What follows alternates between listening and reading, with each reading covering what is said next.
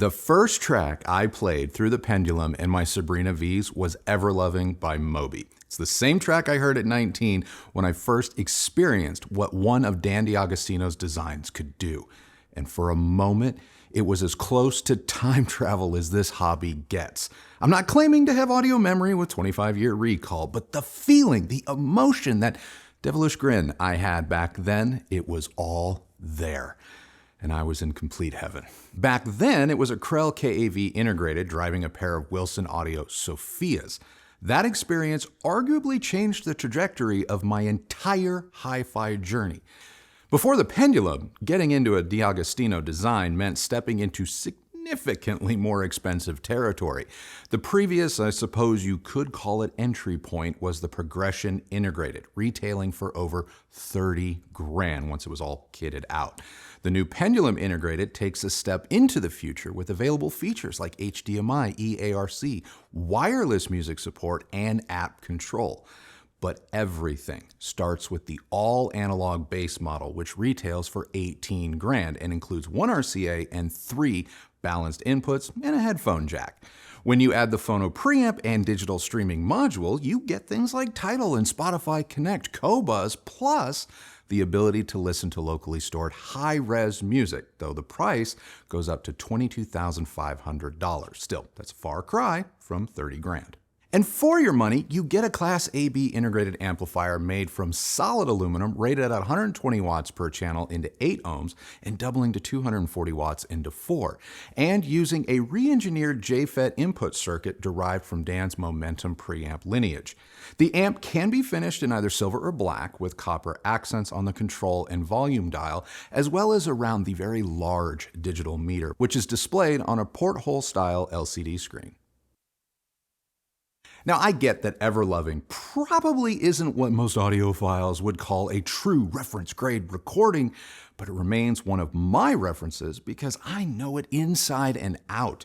And the first thing that stood out through the Pendulum was focus. Call it separation if you want, but what the Pendulum does better than almost anything I've had in this room is lock each layer of the music into place. Nothing felt smeared together or soft around the edges. Even compared to my reference, DVLA Astra, the Pendulum gave me, a more exploded view into the recording, making every part of the mix easier to see, follow, and appreciate. Tonally, the Pendulum is neutral, controlled, and largely colorless, which means it's not going to flatter every recording.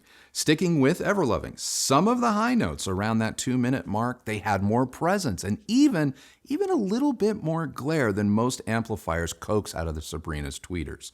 Now the highs, they stayed control and never tipped into fatigue, but this was a very good reminder of what can happen when a very precise amplifier meets a very resolving speaker. The results can be thrilling, but they can also take certain recordings and listeners right to the edge of their comfort. Now, something Dan's amps always get right is bass. Like my old Krell 402E, the Pendulum has excellent control over the woofers, coaxing an impressive amount of depth from the Sabrina's 8-inch woofers on more bass-rich tracks like Go, Bad Angel, and Unholy, especially at higher volumes. The bass wave at the 1-minute 30 mark in Unholy can wreak havoc on a speaker, even some subs, but not under the Pendulum's control. At times, it sounded as if a sub was in the room. Now, I could have added one using the Balance XLR preamp outputs, but when the bass is this taut, this deep, and this detailed, why mess with a good thing? Now, for my subwoofer aficionados out there, there is no bass management on the amp, so you'll need to set things like subwoofer crossover, phase, and level on your sub of choice. And that same control and focus carried over to the soundstage scale and definition. Instruments and performers, they were so easy to place, not because the Pendulum exaggerated the image, but because it kept everything just so cleanly organized. The same was true when watching movies and TV, where dialogue remained locked in and easy to follow. Dynamics never felt constrained or watered down either. The Pendulum preserved the contrast between quiet and loud, soft and sharp, without ever sounding like it was just running out of steam. All of that focus and control comes very easy to the Pendulum. Nothing seemed to faze this amp.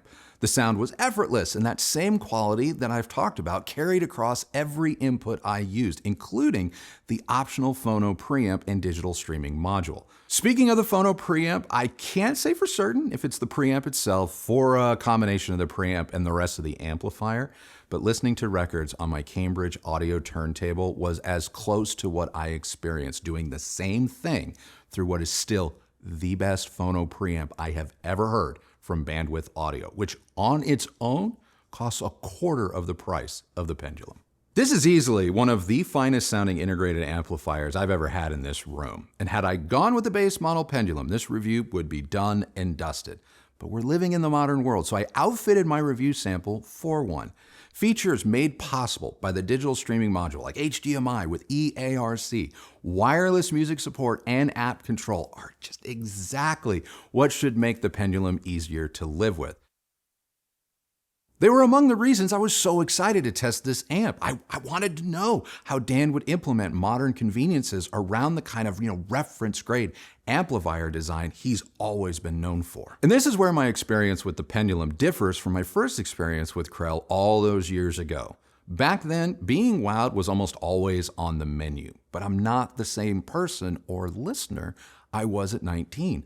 All these years and thousands of products later, things have changed. And in many ways, they've changed for Dan too.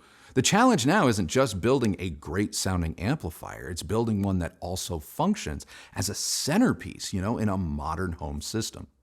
The first frustration showed up as soon as I connected the Pendulum to our reference TVs via its HDMI eARC input. This amp did not give me the kind of HDMI control I've come to expect from modern HiFi components. It would not power on or off with the TV, and I could not control volume with something like an Apple TV remote the way I can with other HDMI-equipped amps from Moon, Name, Musical Fidelity, heck, even Wim. Now, it is possible that a fix is coming. A representative from D'Agostino has told me that they are working on an update that will enable CEC for the HDMI input, but I can only review the product sent, not the one being promised. Now, I get it. The lack of CEC may sound like a minor complaint because the Pendulum comes with this fancy rotary style remote, complete with its own display that mirrors the front of the amp. But that same remote created its own frustrations. It often goes to sleep, to preserve its internal USB-C rechargeable battery, and simply turning the dial doesn't wake it up. You have to first press down, wait, then twist, and that's assuming you didn't press down too hard or maybe one too many times and launch the app's setup menu where input and options are controlled instead of just adjusting volume. This makes using the dial kind of a bit tedious and not the most intuitive. Now, to be fair, I feel the same way about the dial remote that comes with the DVLA Astra. Don't get me wrong, it was cool at first, but after living with it for over a year, I'm not sure I see the point of this style of remote, especially if they're designed to do little more than change the volume. Button remotes are just faster, they're usually easier to learn, and definitely harder to misuse. In this price category, I'd rather have something like my Bang & Olufsen remote that can control damn near everything in my house, including our air conditioner.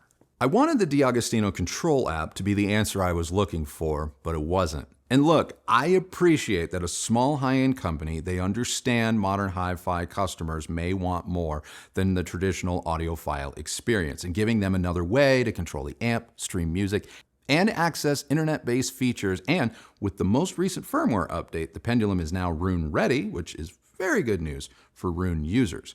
Still though, the app never made the Pendulum feel easier to live with.